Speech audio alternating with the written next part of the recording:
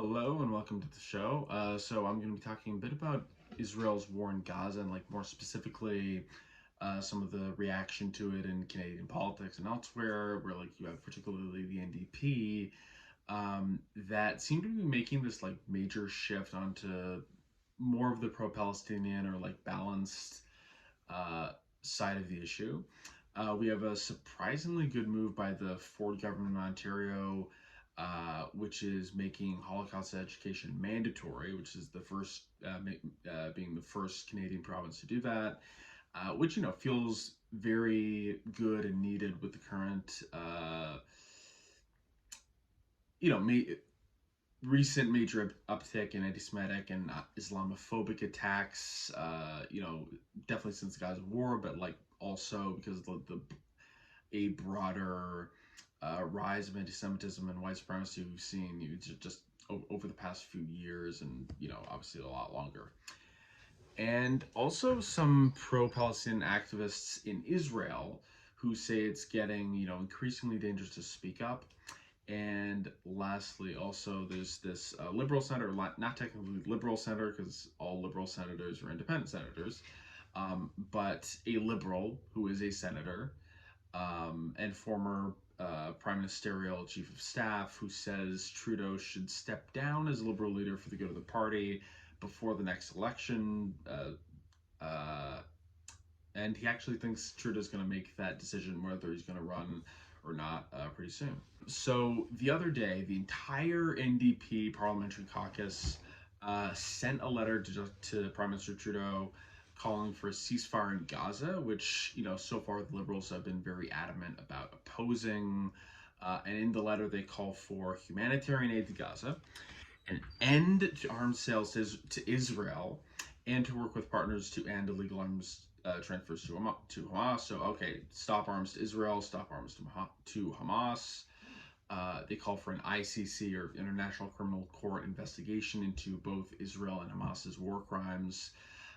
And they call for an end to Israel's occupation of Palestine and a renewed commitment to the peace process and just peace for both Israelis and Palestinians.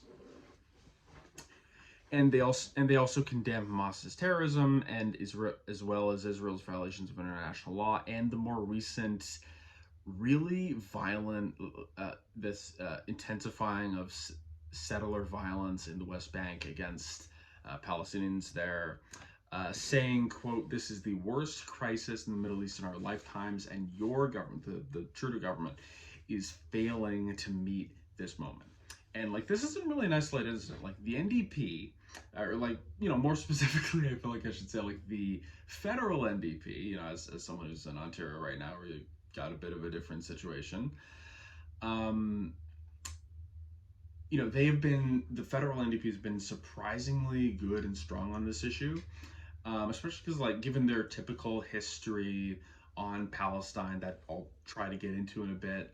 So for instance, Jewish Lakota MP Leah Gaedson, who's also the party's gender equality critic, she made this very powerful speech in the House of Commons about her family and condemning the war in Gaza, and very, strongly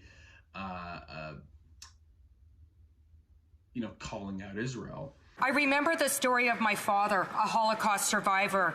After arriving in Canada, he and my grandmother would hide under the table when they heard a plane because they were worried about being bombed. My grandmother and father were riddled with trauma. My grandmother as a survivor of the concentration camps, and my father as a child in hiding during the war. My father became a peace activist. In fact, he lost a teaching job in the 60s after he refused to take off his peace button. I think of the families and children in Gaza right now who will lose their whole family as a result of war, and the Israeli children being held hostage who will live with similar trauma as my grandmother and father. I know if my dad and grandmother were alive, they would be calling for an immediate ceasefire. They would not want anyone to endure what they had to in life. In honor of my father, Albert Gazan, and my grandmother, Gina Gazan, I call for a ceasefire now, the release of all hostages, and not to disrespect their legacies as Holocaust survivors to justify ethnic cleansing, not in their names. Thank you, Mr. Speaker. and that kind of rhetoric has been more or less like kept up by MPs across the NDP leadership team, the shadow cabinet, including Nikki Ashton, who's pretty much always been great, but also have Heather McPherson, and to a bit of a lesser extent, or like a less passionate level, even Jagmeet Singh has kind of been following that, which is generally he's not that big on this issue. So that's a very to me that's a very big thing. Canada must be a voice for peace and justice. As the representative of UNRWA has said, history will ask us why the world did not have the courage to act decisively and stop this hell on earth. What on earth is the difference between a humanitarian pause and a ceasefire?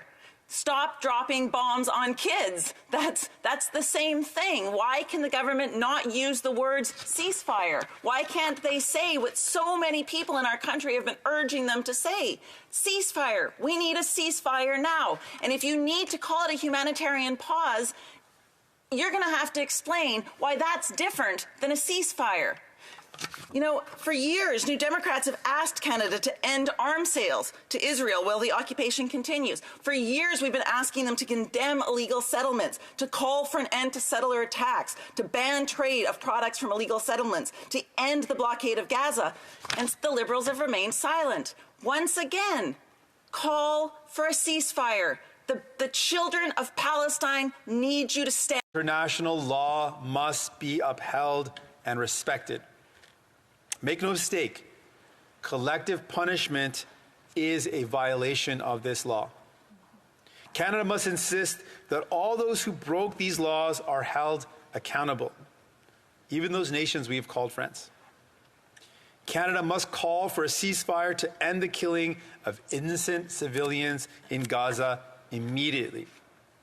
We cannot allow for the continuing dehumanization of an entire population.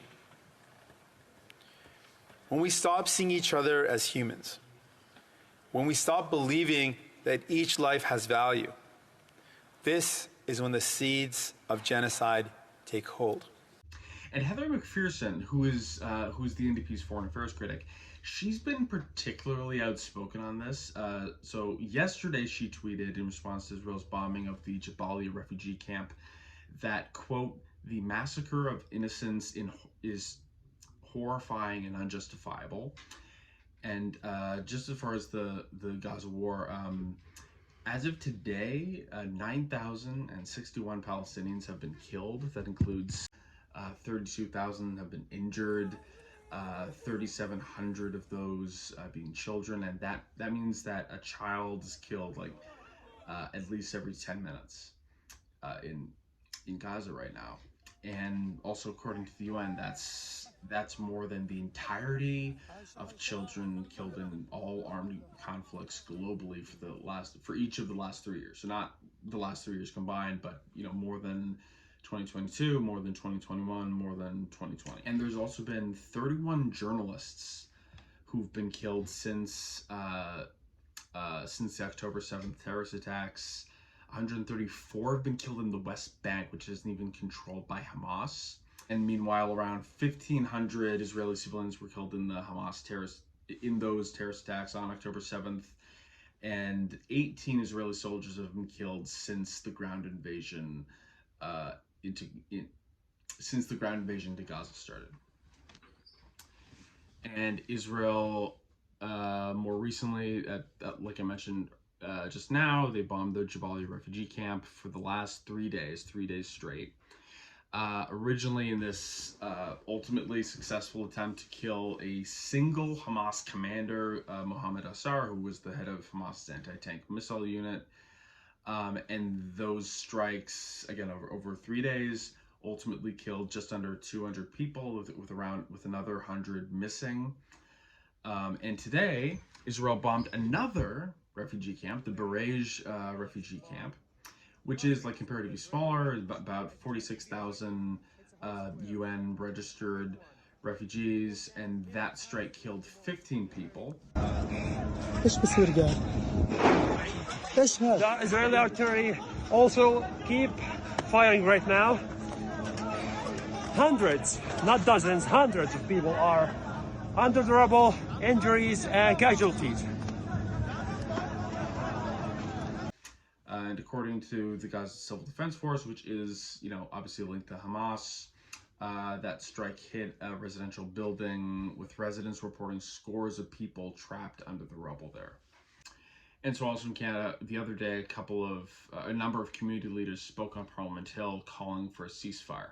Imagine the city of Toronto was bombed nonstop 24/7 for the past 3 weeks. Imagine if no Torontonian was allowed to leave. Imagine if all of Toronto's residents were forced into an area smaller than Scarborough with bombed out roads and collapsed buildings everywhere. Imagine if all supermarkets in that area were empty and you had to spend hours searching for a single loaf of bread. Imagine if through all of this there was no electricity and barely any water. This is the reality the people of Gaza are living right now. I'd like to ask the Prime Minister, Cabinet, and his fellow world leaders, with respect, when is your conscience going to wake up? When are you going to be unable to sleep at night? When are you going to call for an immediate ceasefire? We urgently call upon the Prime Minister and his Cabinet, opposition party leaders, and all members, along with all Canadians, to demand 3 things. Number 1, an immediate ceasefire. Number 2, passage of life-saving humanitarian aid. And number 3, protection of civilians in accordance with international law.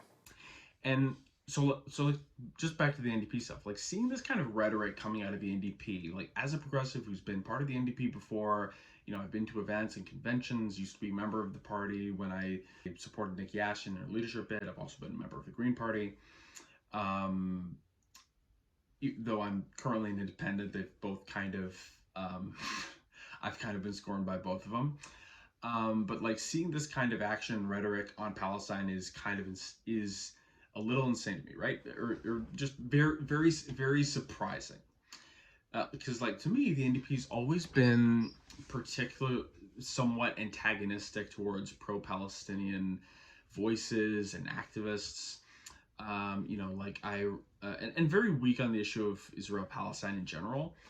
It's the party that would routinely just replace candidates, democratically elected candidates, but who express support for Palestine, or just said something generally positive about Palestine or negative about the Israeli government. I remember Paul Manley, who was originally running for the NDP and in BC, and I think he was from this big NDP family. I think his dad was an MLA or something, right? Had some, there was some longer link there. And he got kicked out because he had a pro-Palestine position, and he ended up becoming Green MP and then part of the shadow cabinet there. And I remember, when I was attending the 2018 NDP leadership convention where, Jagmeet Singh eventually got elected. And I was 18, 19 years old, and I was very passionate about the Palestinian issue right at that point, just as I am right now. And I ended up participating in both policy debates, which were, incredibly contentious and really slow and kind of damage your impression of how democracy could actually work or any progress could actually be made, where it's just so glacially slow, and even what you'd think of as the simplest no-brainer thing for a progressive party to support. But so I was involved in those, and I also ended up participating in this kind of big sit-in protest, or it became a sit-in protest, where you were trying to get a resolution that would call for boycott in Israel because the occupation and apartheid in the occupied Palestinian territories. And the attitude from the party establishment was always very antagonistic and, very unwilling to do anything significant on the issue of Israel-Palestine. So, to be at this point where you have not just individual backbench MPs, who don't have much to lose, but to have, and who associate more with, the further left flank of the party, expressing that kind of sentiment, but to not only have shadow cabinet MPs like Leah Gaedzen and Nikki Ashton, but to have virtually the entire at least parliamentary establishment of the party having this outspoken pro-Palestinian activism is amazing, and it's like we'll see how much of it is followed up by action, right? Like, like we see with Trudeau and with Biden, you can say and they're obviously saying much better things than anything Trudeau or Biden are saying, right? But at a certain point, hey, you have to back up words with action, right? The NDP is not really like a powerless party, right? They don't have that much power, like you don't really want to overstate it, but they are part of the informal coalition with the Liberals, right? They have this influence. They can say, hey, we're not going to help you pass this thing if you don't make a substantive change on this policy, right? So does this letter indicate some actual action? That's kind of what we've yet to see here.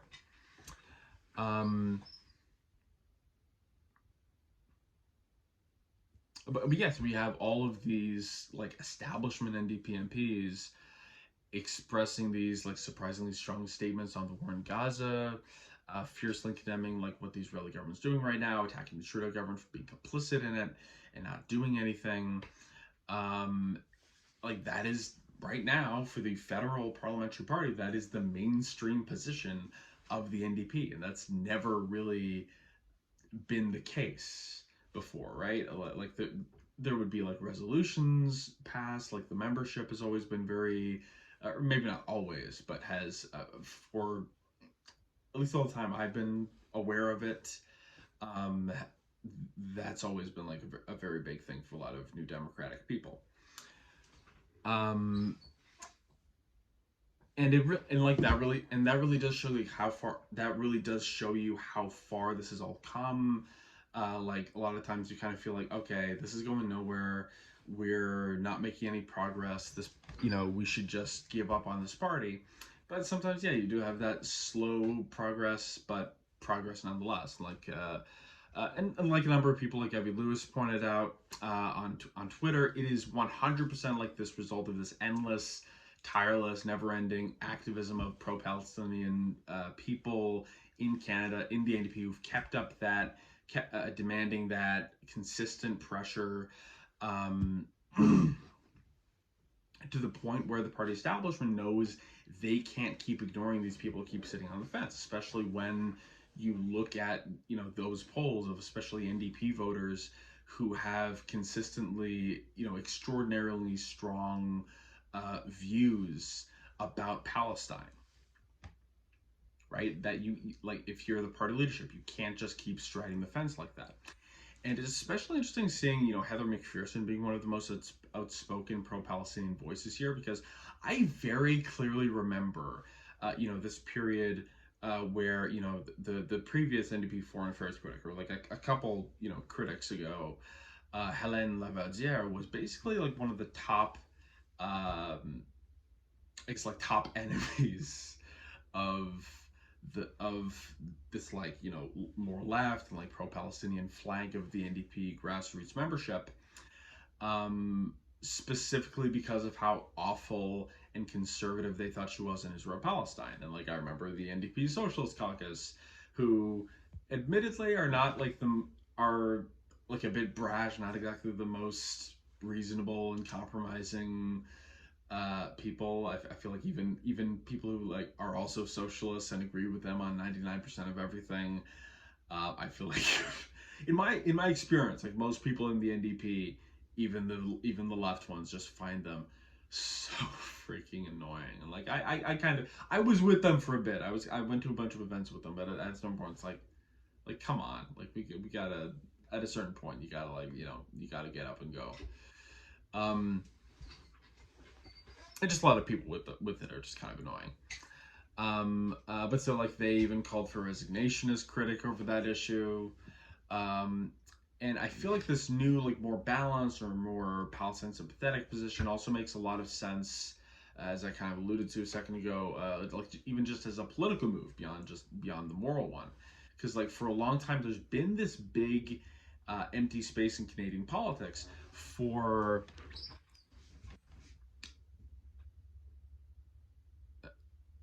like not even necessarily a pro-Palestinian position, but just like a more balanced position that takes into account both sides and isn't just exclusively taking the Israeli side, which has been what the liberals and conservatives have been doing for years.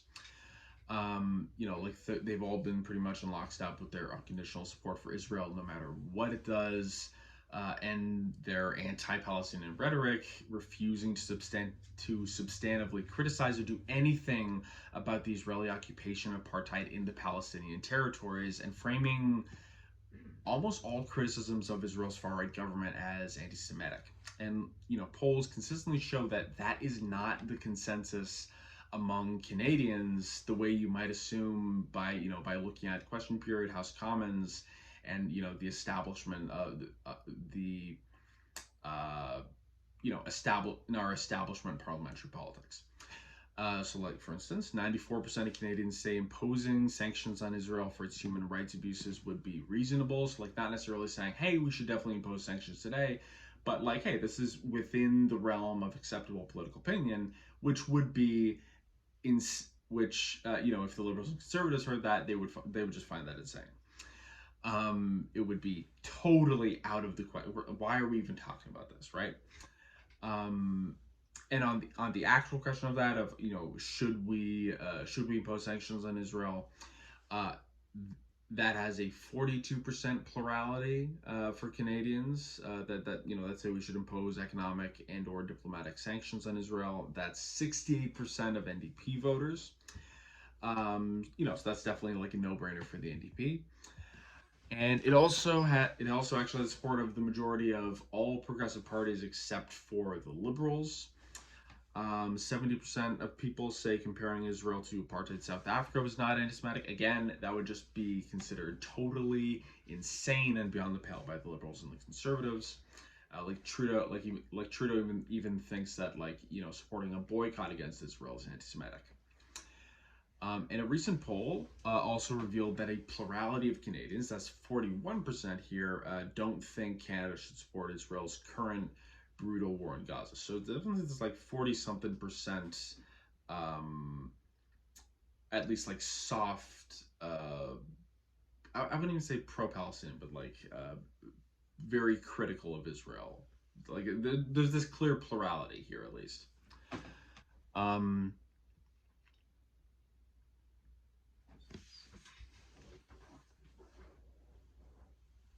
Yeah, and as far as Canada's sympathies on it, it's pretty divided. It's like 26% side with Israel, 17% think Canada should support Palestine.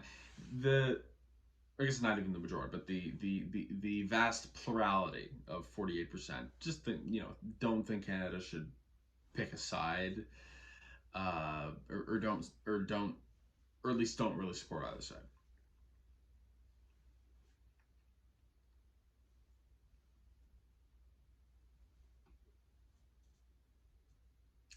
And even Trudeau recently has started to soften on his language a bit. Of course, continue to unequivocally condemn Hamas's abhorrent terrorism, and Israel has the right to defend itself.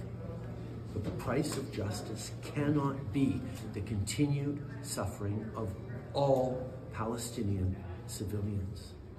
We are deeply concerned by the catastrophic impact on the population in Gaza, particularly on children. But I think it is important to note that doesn't actually mark any change in government policy. It's equivalent of when Biden or these other liberal politicians make these, kind of meaningless virtue signaling, or almost meaningless virtue signaling statements about how, they're very concerned about the genocide of Palestine, while they're still doing nothing to stop it, or even willing to say so much as, war is bad, killing is wrong, while they continue giving Israel just these untold billions in weapons to bomb hundreds more.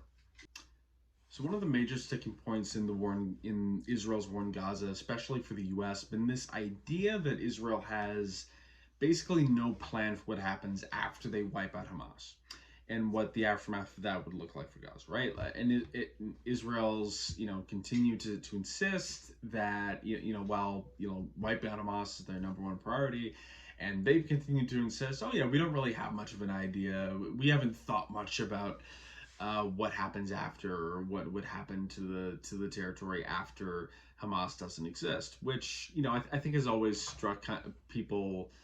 I mean, obviously, if it was true, that would be, you know, a scandal in and of itself. But it's always kind of struck people as, okay, that's probably, at least the people I've seen, right? It's like, okay,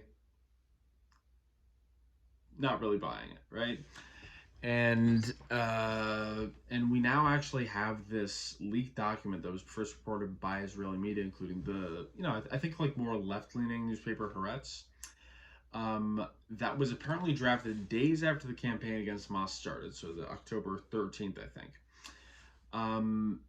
That basically outlines these three potential plans for the Gazan population, for the territory, in the aftermath of the war. So the first plan, definitely most controversial, which is referred to as the most ideal scenario in the report, would see all the remaining Gazans who are be permanently moved into the Sinai Desert in Egypt, which would, by the way, be a textbook definition of ethnic cleansing.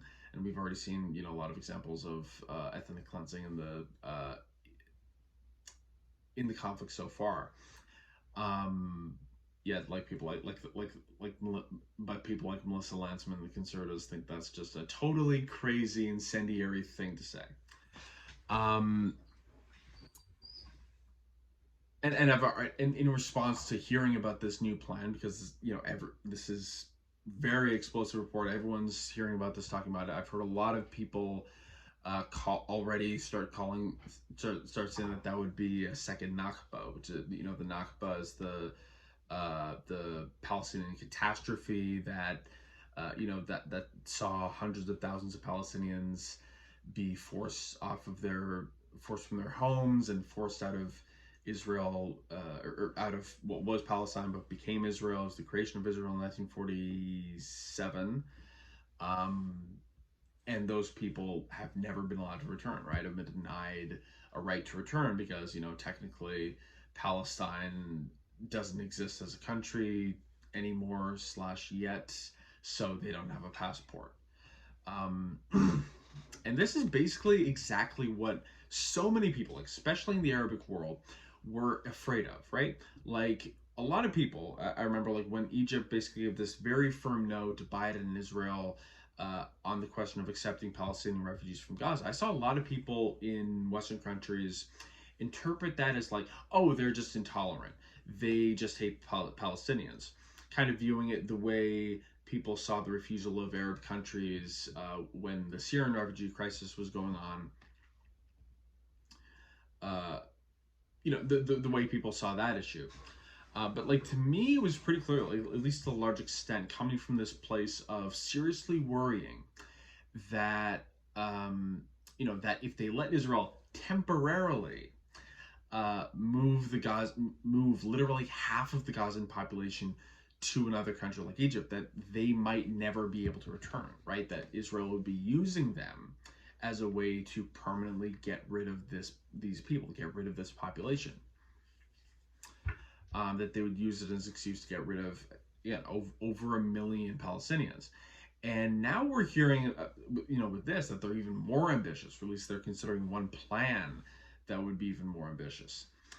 And the second plan, in the detailed in this report, would see the Palestinian Authority, which is the, you know, the nonviolent, so like definitely more democratic than Hamas body, that, you know, supports a peaceful process to a two-state solution, and it's led by, you know, the more moderate. I've read, like, they're like the social democratic party, Fatah, which currently controls the West Bank and controlled Gaza about like 20 years ago, until they were expelled by Hamas. It would see them return to power in the Strip, so they would be controlling Gaza again. And this is seen as the less ideal one of the options. To me, it's definitely, this would be, if they actually could wipe out Hamas, which I'm somewhat skeptical about, this would definitely be the ideal, you know, aftermath. But so it's seen as less ideal by in the report because effectively a reunified Palestine would make the prospect of a two-state solution and the creation of an independent state of Palestine much more viable than it is right now, which is basically zero. And the current Israeli government, the Netanyahu government, really does not want, really does not want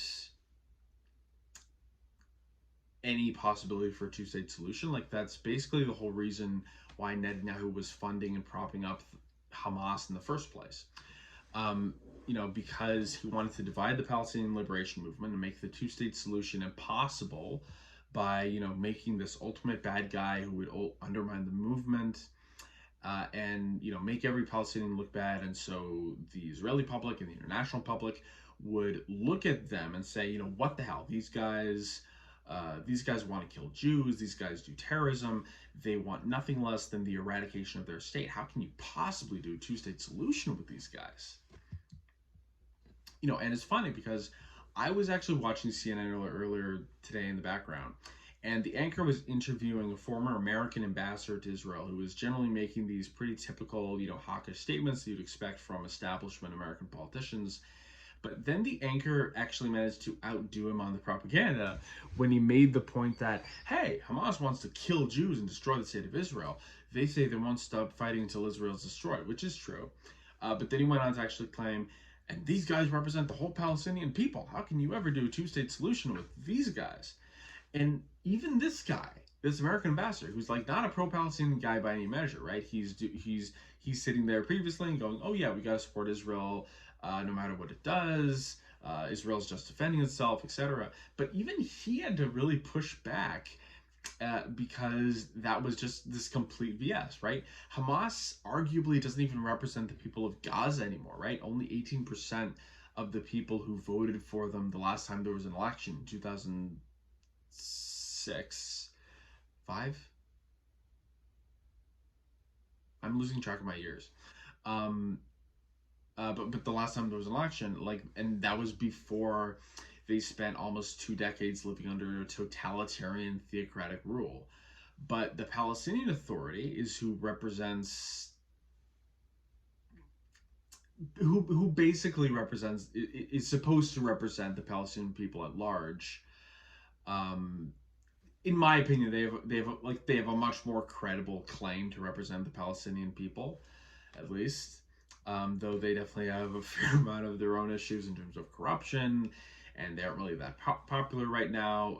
President Abbas, at least from what I've read, hasn't held a presidential election in several years either. And Palestinians, from what I've read in terms of polls and things, kind of really hate both of the factions. They hate Fatah, they hate Hamas. Which feels kind of, familiar to me with Western politics. There's two major guys that everyone hates, but everyone kind of feels like they don't have any other choice, so you just got to pick your poison. And so the Ontario government has announced that they are officially going to mandate Holocaust education for high school students, which I think is a pretty great move. Like, it's one of those things that, like, when you read about it, you're kind of shocked that this wasn't already the case, right? That they weren't already offering that schools weren't already mandating that we learn about the Holocaust, right? Like, that feels like an obvious thing to have in any kind of comprehensive history or social studies education. Probably the most, it's got to be like the most important single event in history of at least in the last century.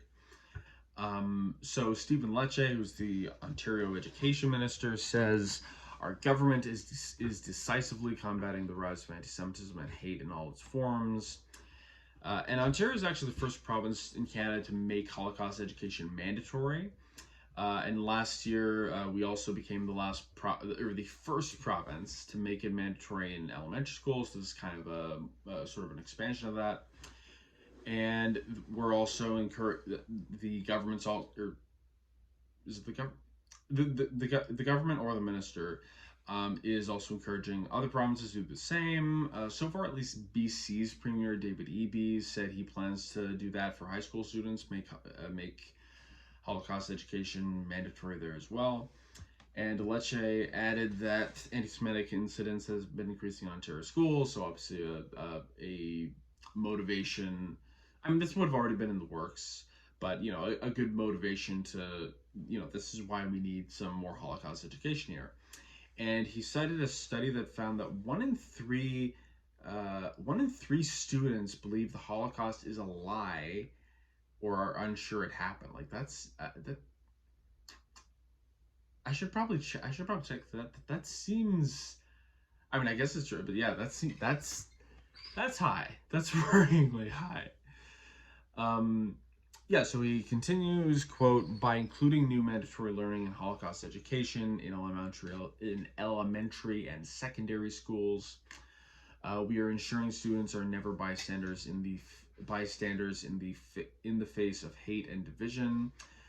So lessons will be expanded in grade 10 history, which is a mandatory course.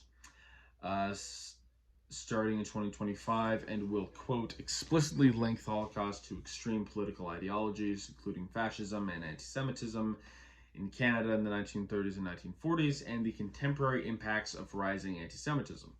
So, I generally just, disclosure, hate Lecce and the Ford government, but I think that, I think this is definitely a good move. I still sometimes get a little bit shocked how little awareness there is about the Holocaust out there. I still have this very clear memory of, years ago, having this conversation with this 13, 14-year-old girl who was in high school. And I don't even remember, how it happened exactly, but, somehow I casually mentioned the Holocaust just in conversation. I used the word Holocaust, and, with the assumption, the obvious assumption that, this is such an obvious common knowledge thing that, I don't really need to explain anything as I mention it, and that everyone's going to pretty much know the basics. But she had no idea what I was talking about. She had literally never. I said again, she had literally never heard the word Holocaust. You're in high school. You're in high school already, and you've never been exposed to this or learned anything significant about it. I also remember when there were these neo-Nazis going to rallies and stuff around the US and Canada where they had these swastika flags and anti-Semitic stuff, and some of them were denying the Holocaust. And my mom felt the need to sit down with my nephew and explain the gist of the Holocaust to him.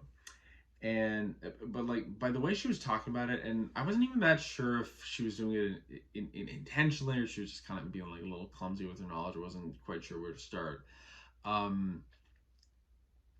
the way she was framing it, almost made it sound like some kind of religious war between Jews and Christians, because she's talking about how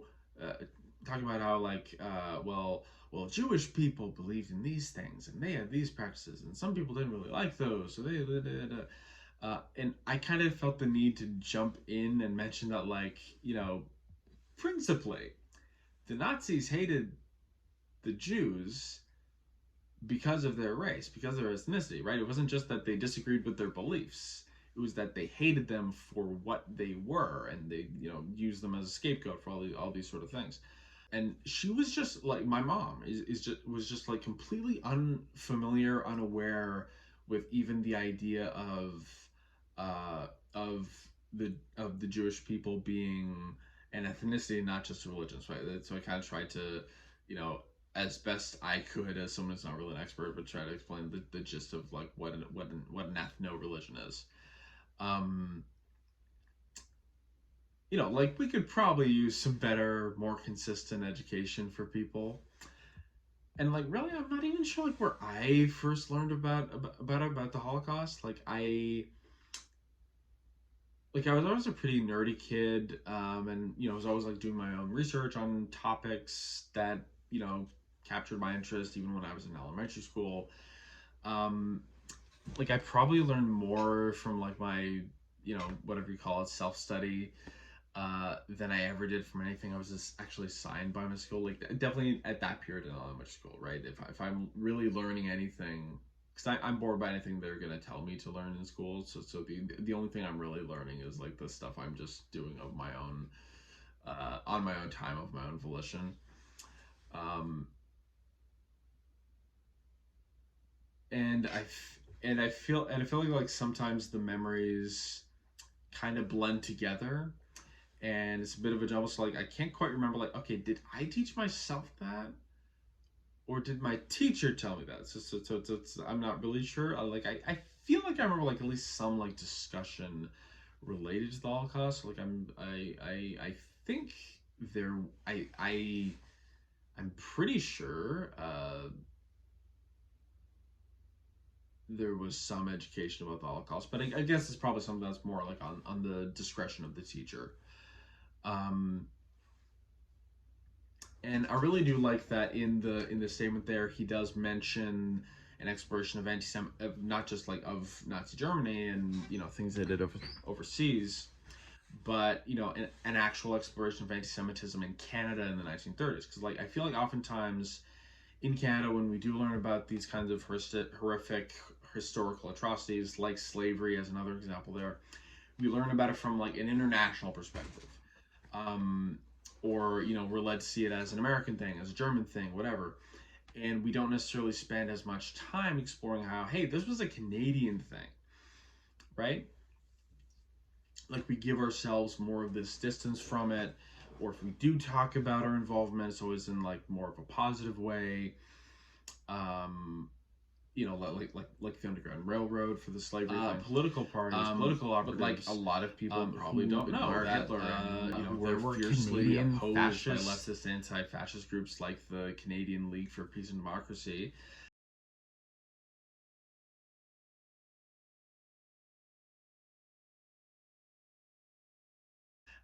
Somehow I'm like a little bit doubtful the Ford government is gonna put that part about the anti-fascists and the leftists in the in the book, because like some of the, I mean, most of the time, and you see this kind of across, when you look at sort of 20th century like political history, it's often like it's almost always like socialist and communist groups that are always the most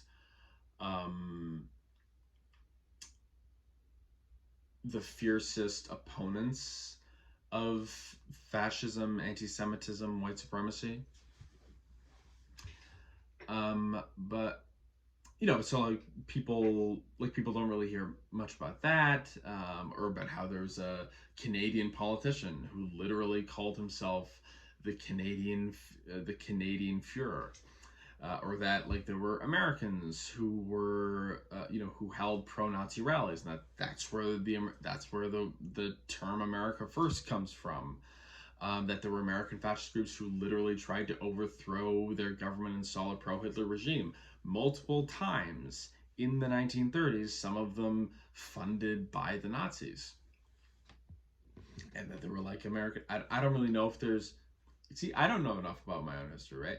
I don't know if there were Canadian politicians, but like I know there were like American Congress members who were sympathetic to the Nazis, and some of whom received funding from Nazis, from the German government.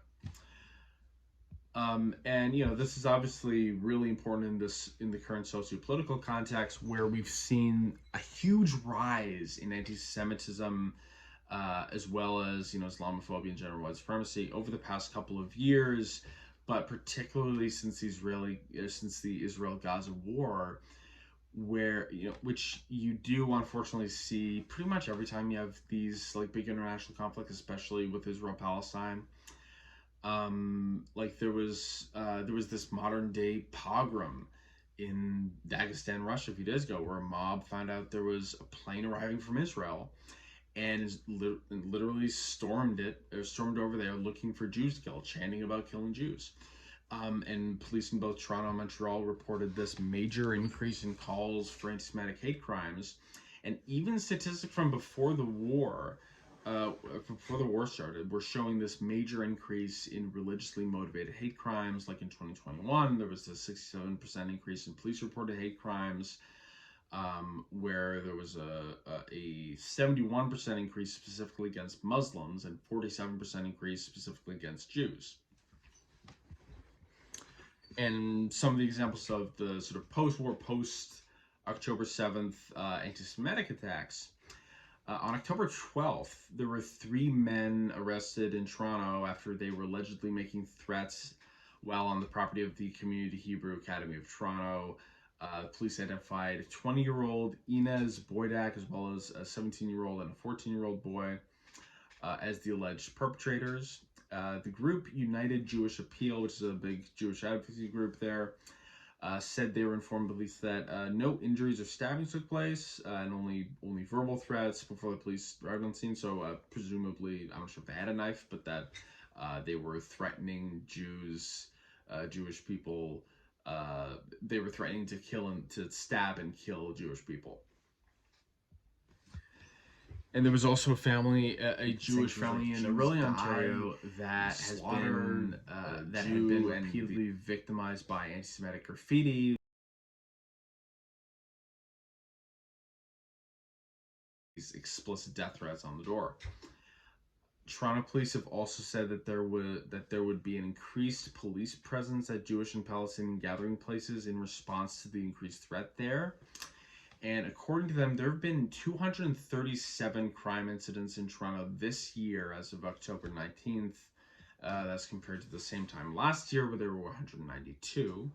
And according to the Toronto Police Service chief, there were 15 reported anti-Semitic hate crimes and 7 anti-Muslim ones between October 7th and 25th. Though, you know, police statistics on hate crimes are usually like, I think they're like generally considered to be like 1% of the actual self-reported amount.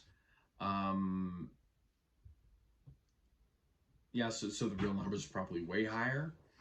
And for the anti-Palestinian attacks in Montreal on October 11th, so this is a couple days after the Hamas terrorist attacks. A video surfaced of this woman who was shouting at a motorist for having a Palestinian flag hanging off their.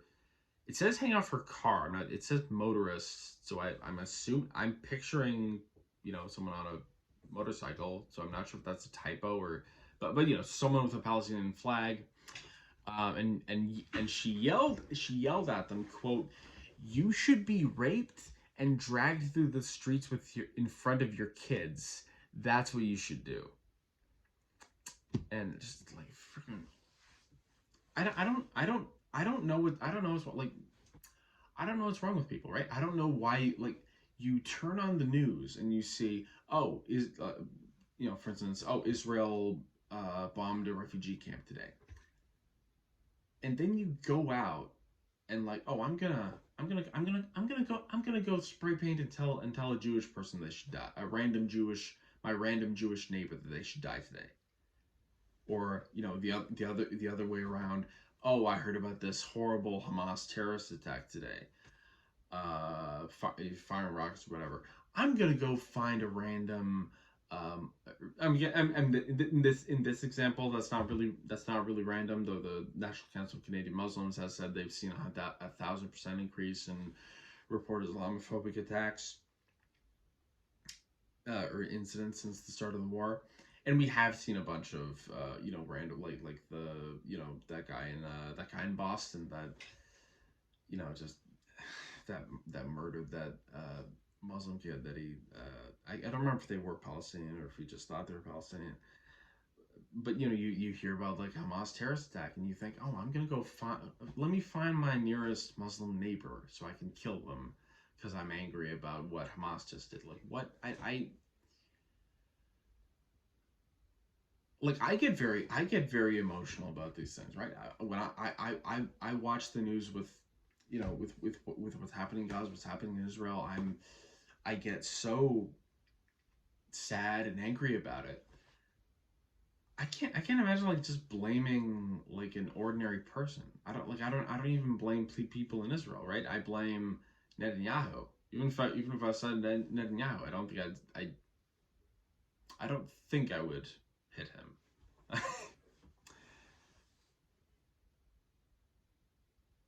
You know, yeah, this is just the worst.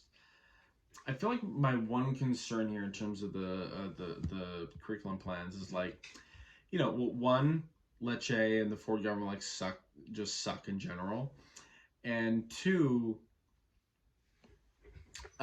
he and the Ford government, they're very aggressively pro-Israel and anti-Palestinian. Like you see that especially in a lot of the ways they're choosing to talk about this war and stuff that happened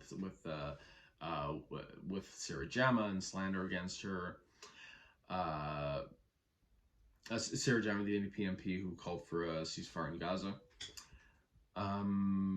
You know, like they tend to smear anything particularly critical of Israel or supportive of Palestinian rights as anti-Semitic.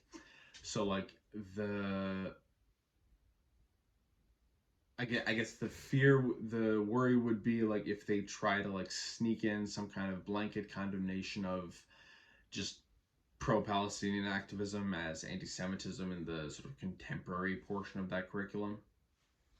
That would be like my if I have any worry about this, that would be the only one.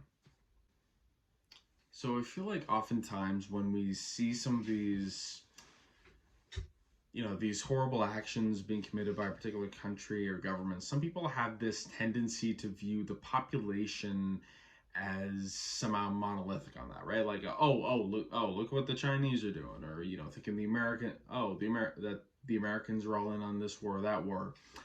And obviously we see a lot of that in here with the Gaza war, with people blaming, you know, Israelis or random Jewish people on the actions of the IDF and the government, and on the other side you see people blaming all Palestinians or all Muslims because of the horrible, brutal actions of the you know, Hamas terrorists.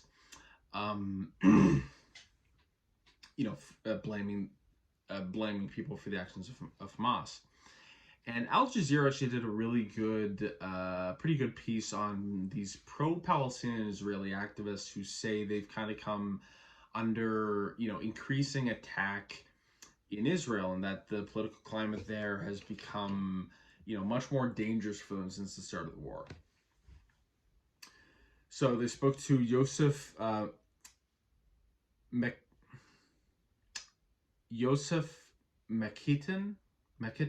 I hope I'm sure it's wrong, but I can't think of what it should be. Who's a graphic designer, Israeli activist, who told them, quote, "I think one of the most effective ways to commit suicide these days in Israel is to go out on the street with a Palestinian flag." And while the climate, he says the climate was already pretty threatening for pro-Palestinian Israelis before the war, he says it's a lot more threatening right now.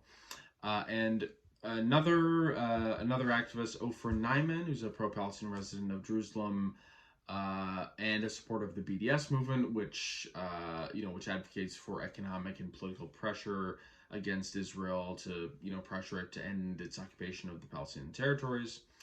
He said he's been facing a lot of online harassment, and that like he'd probably feel like reasonably safe protesting somewhere like Tel Aviv, which is considered one of the more liberal cities in Israel, but definitely would not in other cities like his home in Jerusalem. This group of actually have an example of that kind of like dangerous political climate in cities like by Israeli police that he referenced there, who were taking down Palestinian flags in an anti-Zionist neighborhood called Mea Shiram in Jerusalem, like, because in Israel, from my understanding, like the Palestinian flag is literally illegal.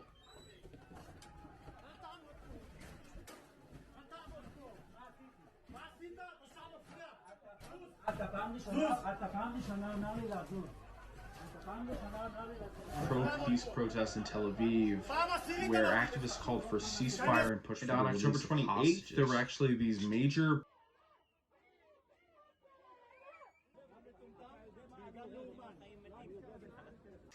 and it was really interesting to me, like especially because like in Western countries like Canada, where the call for ceasefire in Gaza is often framed by the sort of pro-Israel or the anti-Palestinian establishment as undermining Israel's right to self-defense, or even anti-Semitic, depending on who you happen to ask.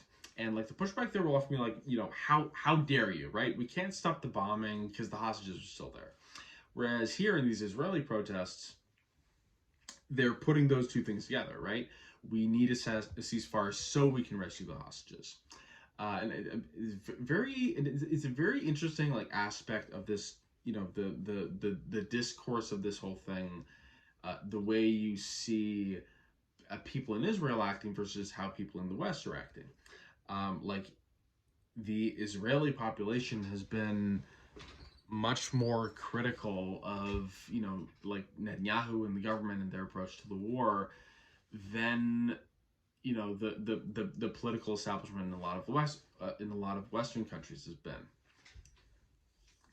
And you've actually had a lot of these families of the hostages be some of the most outspoken advocates for peace, because and calling for a ceasefire and supporting some of them supporting some kind of prisoner exchange.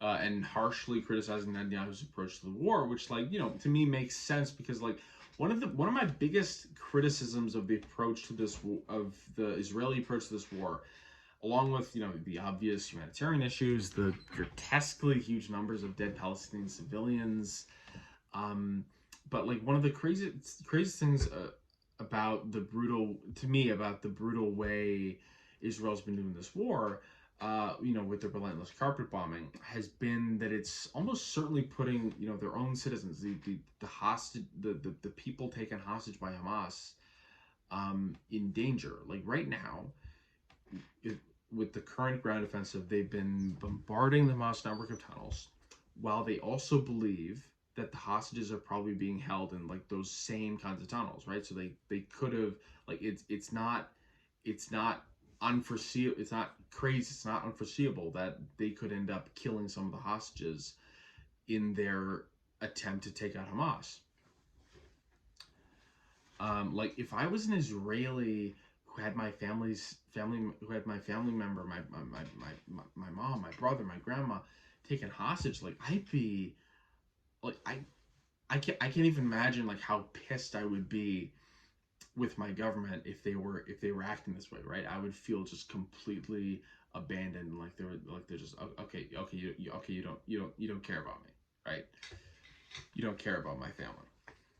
And some members of the Israeli government have actually been like surprisingly open about the fact that the hostages aren't really their top priority.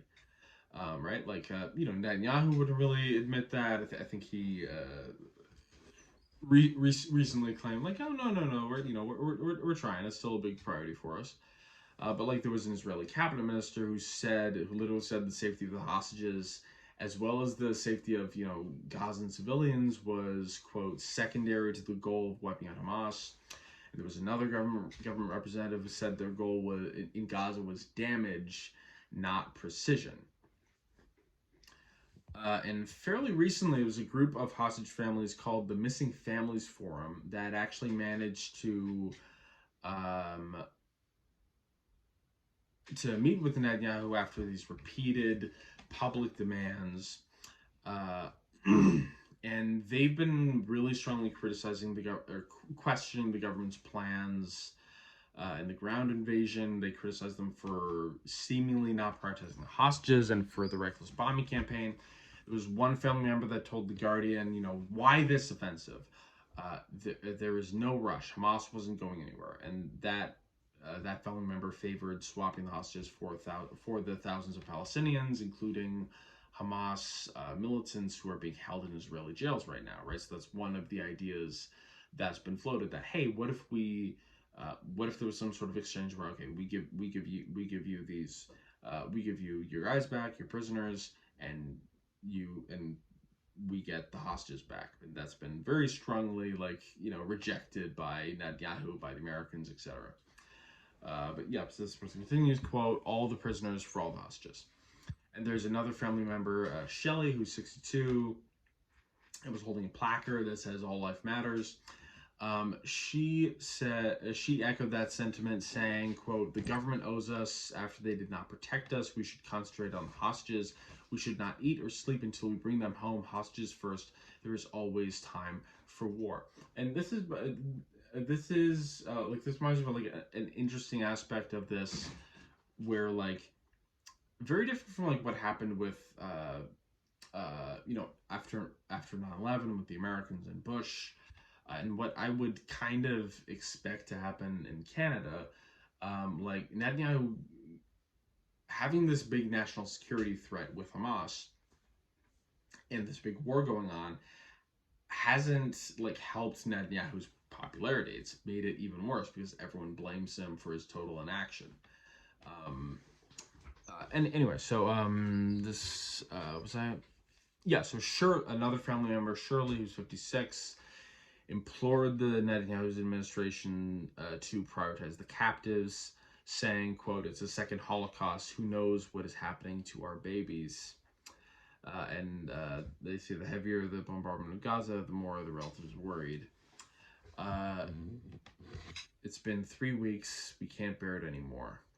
And again, like, if your goal is to rescue hostages, you don't just indiscriminately carpet bomb the area they might be in, right? Like, I saw one report that, and this is probably, this was about a week ago, I'm sure it's outdated, and of course it's like difficult to get very clear numbers, but like, that said that they'd had like, 13 Hamas militants confirmed dead.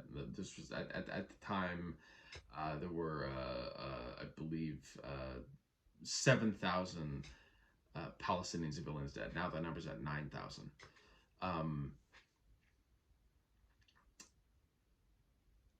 Like 13 individuals, 13 confirmed, and that was from a Washington Post estimate, I think. And just, that's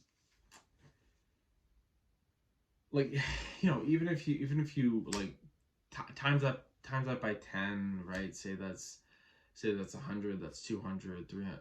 Like, to me, that is, like, we talk about the cost of war. That, to me, that's an unacceptable cost. I don't know how you can possibly argue that, okay, no, it's worth it to kill almost 10,000 innocent Palestinians and to displace half their population for that little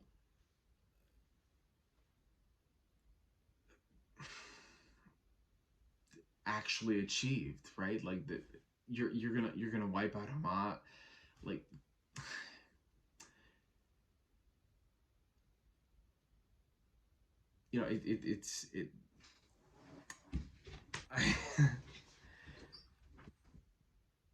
it's like it is. I hate to say this, but yeah, it's like what Trudeau said. It's like it's extra self-defense, but like, you're gonna wipe out Hamas at the cost of the extinction of the Palestinians. Is that your plan? You're just gonna destroy everything. If you destroy destroy everyone, you're probably gonna destroy Hamas. And I've heard that, like, the top leadership of Hamas, like, the reason they can go on these, like, these Arabic media shows is because they're not even in Gaza, right? They're supposed to be in Qatar, is like what I've heard. So it's like, you're not even if you like nuked Gaza, you'd still have Hamas people, right? You'd still have Hamas affiliates. You'd still have Hamas leadership in Gaza or in Qatar.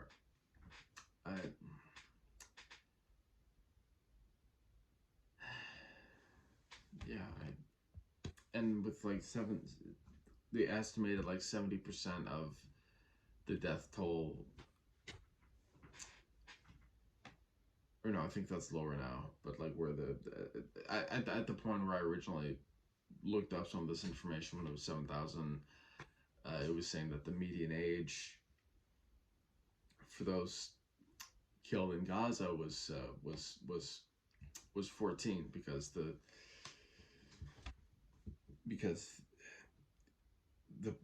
population is so young, 50% children. Like I don't know how you defend that. I don't know how you say that's worth it. I don't know how Trudeau or someone who's in our government, their government says, oh yeah, everything's fine here. We're not gonna even call for a ceasefire, which is just the bare minimum as far as I'm concerned. We're just gonna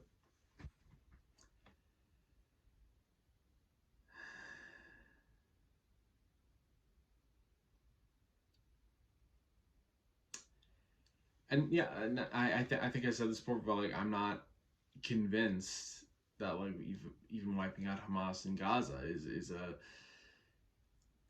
something they can actually do. And there have been a lot of military experts, national security experts, former Israeli soldiers who've come out and said like they don't think that's a realistic goal. They don't think that's something they're actually gonna be able to accomplish. And I've seen many people like I need to calm down. I need to. But people like Bassam Youssef, who's on Piers Morgan recently, who like he doesn't even believe their point is Hamas at this point. That the point is literally just ethnic cleansing and trying to get rid of as many Palestinians and Gazans as they can, and get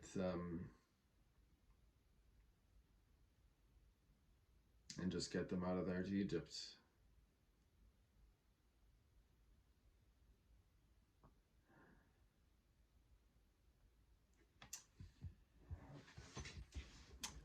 One thing I have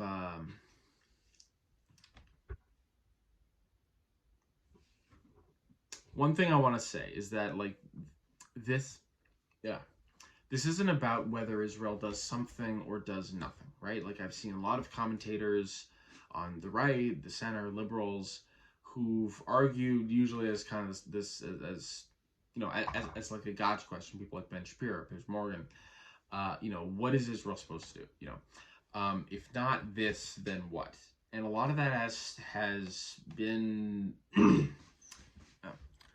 a lot of that's been based on this idea that there's no middle ground between this incredibly aggressive carpet bombing campaign where you're bombing hospitals and residential buildings and schools and refugee camps and crushing children under rubble, and between that and basically just doing nothing and just unilaterally surrender and let your citizens be victims of terrorist attacks until your state just ceases to exist, which just like to me is not is BS and is not in good faith. Like we know more effective ways of dealing with terrorism than this. Right? Like we know how to fight terrorism in a more targeted, more surgical way. I'm not like necessarily the biggest fan of of Canada and the U.S.'s foreign policy, history in Afghanistan and war on terror, but like we have and like tactics like drone warfare obviously have significant issues and concerns with collateral damage, but like compared to this just this horror we're seeing every day in Gaza, like they make us and the Americans look like angels, which is not an easy thing to do. Like this is my position. Like this is a job for special forces, for advanced warfare, like like drones. The Americans have it. The Israelis will have it. This is not, and this is not, and it's not a job for a medieval siege, full invasion, and just raining fire on everything for vengeance. And I thought James O'Brien, who's a British radio host for LBC, made a really good point in a better way than I ever could have managed when he was talking to a pro-Israel caller who was on his show. What if Hamas was hiding in Israel? What would the Israeli government do then to eradicate them? They would seek them out. Do you think that if Hamas was hiding in Israel, the Israeli army would be pursuing the same tactics in pursuit of them with regard to civilian life? No, I don't. Well, there it is. Why not? Because Hamas are the enemy in another country. It would be a terrorist situation. It is a terrorist situation, but why would they not go after Hamas with the same tactics in Israel that they're going after them in Palestine, in Gaza? For obvious reasons. Why would it be different for the Israeli army to cause collateral damage in Israel as opposed to in Gaza? Why would it be different? I would say they're less likely to do that. No, but this is the question. Why would they be less likely to go after Hamas in the same way if they were hiding in Israel that they are if they're hiding in Gaza? Because there would be Israelis there. Pardon? And they would care less about. They would care more about Israeli lives than Palestinian lives. But they're also. And that's it. That's all I want. So a liberal senator, not liberal, because all formerly liberal senators are independent because of Trudeau's way of reforming the Senate without actually doing anything. But so a liberal who is a senator and who was also the former chief of staff to former liberal Prime Minister Jean Chrétien, Percy Down, he is calling for Justin Trudeau to step down as liberal leader before the next election so a better liberal leader who has a better chance of beating Pierre Poilievre and the Conservatives can rise up from the ranks there. So he said in this I believe this was in not national op-ed in National News Watch, said, quote, "The prudent course of action is for another liberal leader to rise from the impressive liberal caucus and safeguard those policies."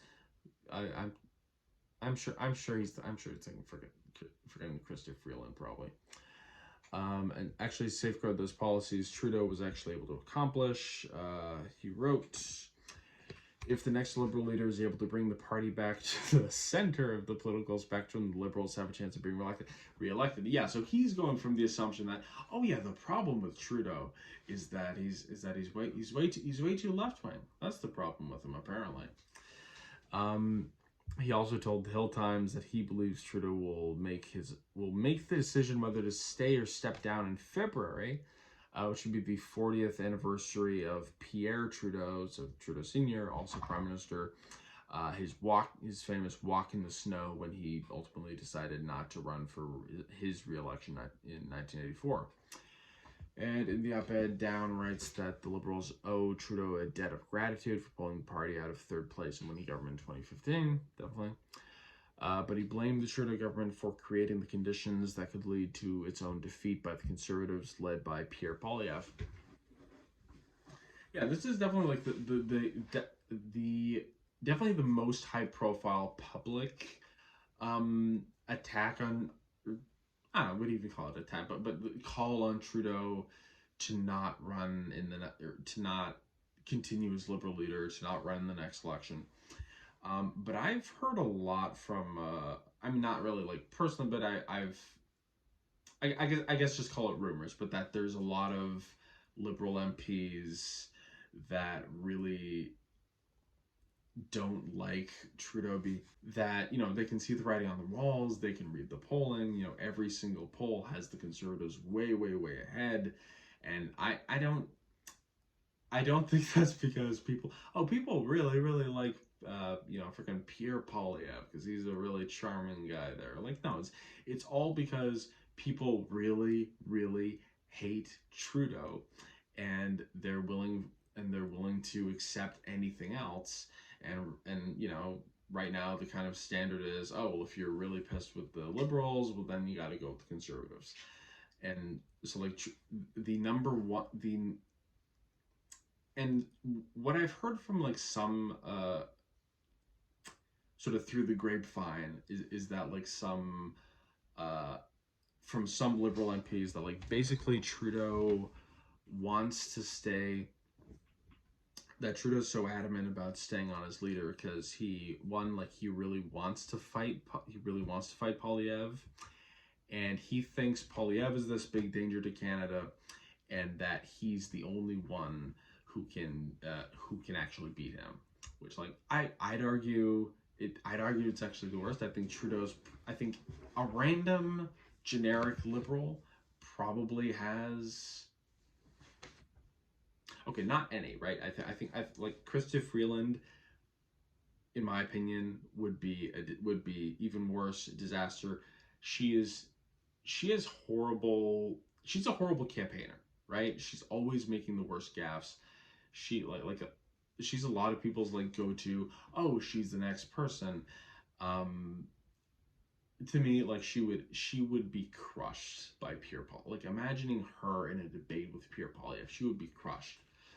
But I think at this point, and I'm not a liberal, so I don't really have a stake here. My ideal would be, okay, my realistic ideal is NDP government with Green support. I think Trudeau at this point is a lot more of a liability to the party than he is an asset. And it's like, if I think there's, like, some chance of, you know, like when Chrétien stepped down, right? I think there's some chance of the Liberals, you know, being able to maintain government for at least, like, one more term if they went with someone else, and at an early enough point that person can, you know, make themselves known to Canadians, someone that can send the message that, you know, hey, we're moving on from Trudeau, where this isn't the same party, and you know, make some effort at improving things.